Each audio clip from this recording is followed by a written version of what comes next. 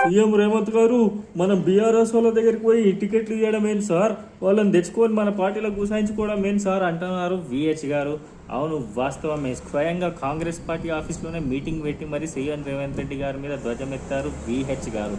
అసలు మ్యాటర్ ఏంటంటే 10 ఏళ్ల నుండి కాంగ్రెస్ జెండా మోస్తున్నారు, ఎవరికి కూడా సీఎం అవకాశం రాలేదు. మీరు నాలుగేళ్ళు జెండా మోసారు, మీకు సీఎం అవకాశం వచ్చింది, దాన్ని నిలబెట్టుకోండి సార్ అంటున్నారు విహెచ్ గారు. ఎంతోమంది సీనియర్లు ఉన్నారు. నిన్నగాక మొన్న పార్టీ నుంచి వచ్చిన పార్టీ మారిన వాళ్ళకి టికెట్లు ఇవ్వడం మంచి సాంప్రదాయం కాదు. మీకు మంచి ఇమేజ్ ఉంది, దాన్ని మంచిగా నిలబెట్టండి సార్. 100 రోజుల పరిపాలన సూపర్గా జరిగింది.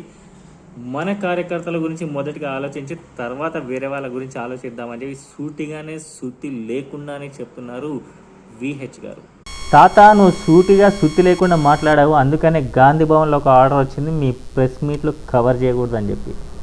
చూసారా?